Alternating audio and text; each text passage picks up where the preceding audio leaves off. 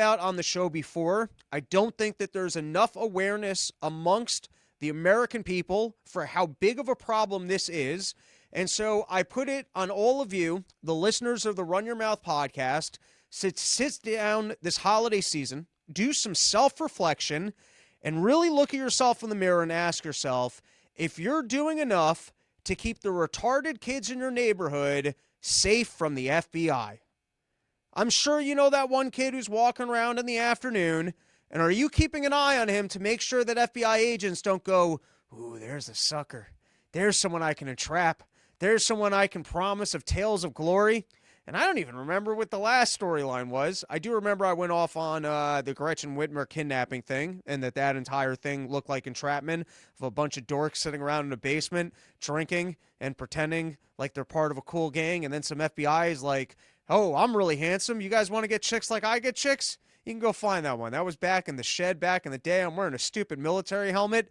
I'm going to have to go down the Run Your Mouth archive, maybe talk to Andrew, who runs my website, robbernsteincomedy.com, and go through the transcripts and find the other instant of a retarded kid who was entrapped and then framed by the FBI for crimes.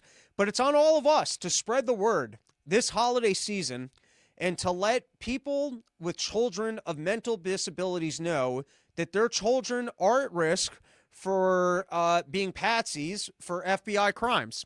And so we've all been wondering what actually happened on January 6th. What was the level of government involvement? To what extent were they trying to sell a domestic terrorism storyline to remove all of our freedoms? And just last week, they finally apparently found the guy who was involved with the pipe bombings, and it was just because the Biden administration and the Biden and the FBI were so bad at police work that finally the new FBI could just look at the information and crack that case wide open. And so here is Thomas Massie. It's a long tweet thread, but I believe that it is worth reading. I'm going to walk a little closer to the computer so I can actually read it. You guys can look at the blank logo of Run Your Mouth right here while I go over there and just and read the thing. Or, maybe I'll pivot the camera. We'll pivot the camera to the old school Run Your Mouth banner and get a closer. Let's see if that works. All right, yeah. Side panel view. All right, I like this. You guys can see my big Jew nose as I get closer and I read this. Is that working? All right. Last night, I received a disclosure from a new FBI whistleblower regarding the January 6th bomb case. This is the third disclosure I've received from current and former employees of the government regarding the pipe bomb case in recent weeks. These brave, moral people could lose their jobs and wreck their careers, but they care deeply for our country.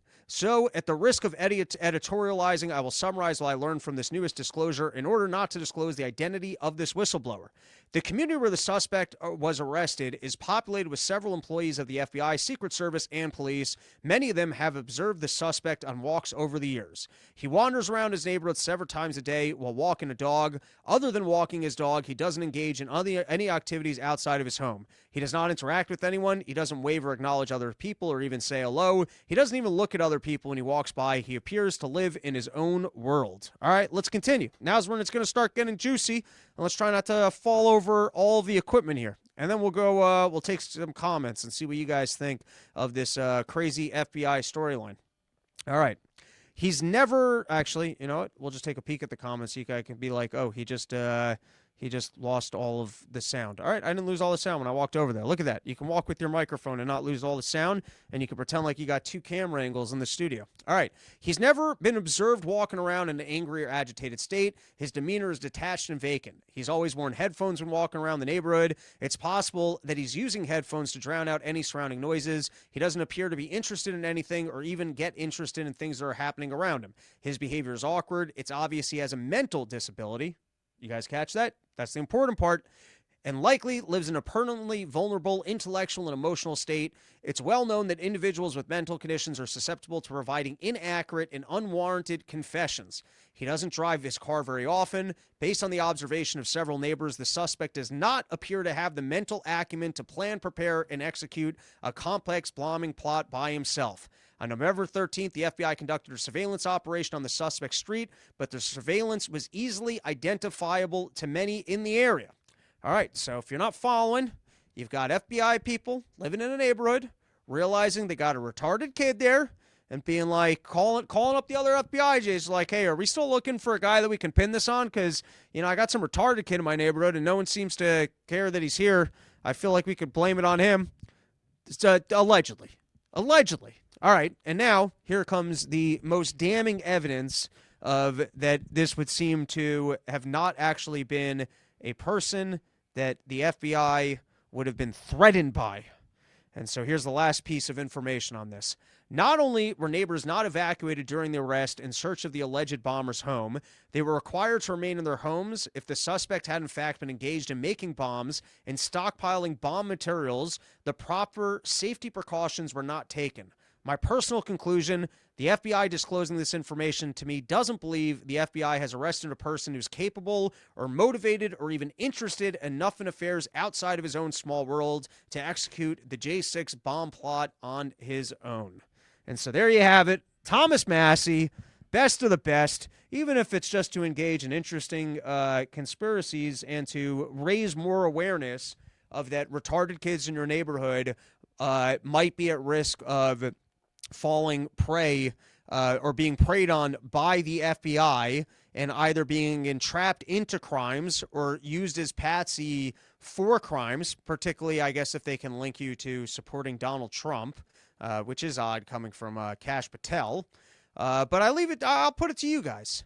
How many of you guys were buying the storyline that after all these years, this conservative who contested the election and also happens to be either mentally handicapped and black was actually the person who did it? But, bless Thomas Massie. The guy actually works in government, and even if that is just pure conspiracy, to be in Congress and be spinning tales like that and raising skepticism of the government and awareness that kids in your area could be at risk for being entrapped by the FBI, even if he's dead wrong, I'll still give credit for it. All right.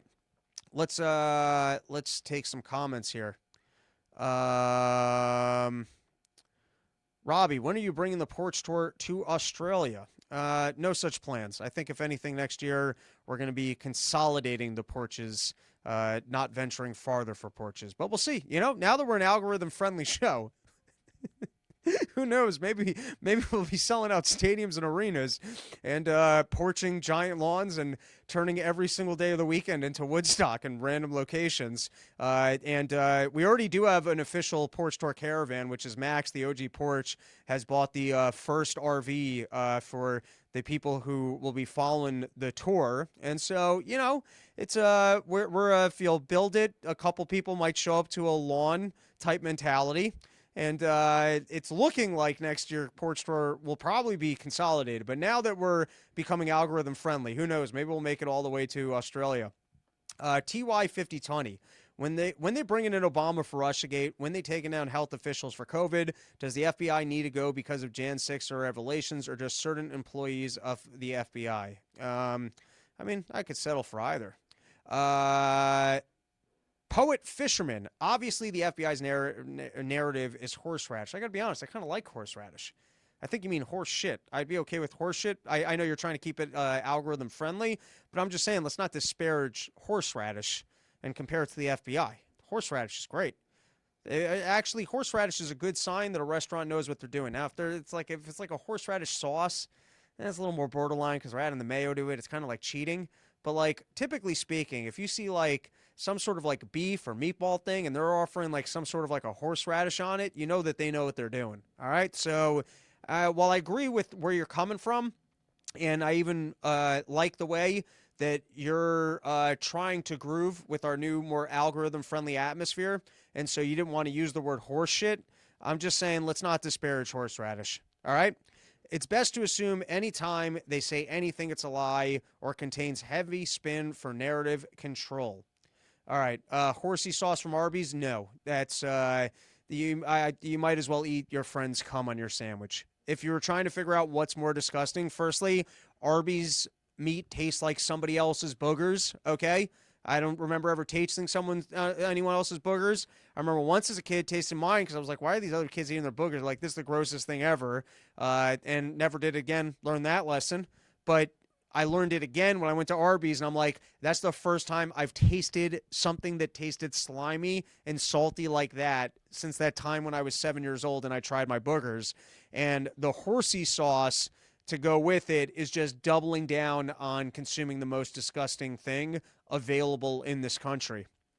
Runaway Slav, fresh grated horseradish helps clear sinuses and works better than ivermectin. All right, that's talk about a not algorithm friendly comment, but you're endorsing horseradish, so I will agree with you on that.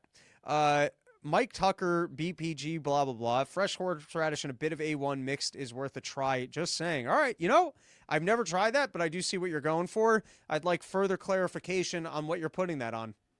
All right, here's another just quick story. So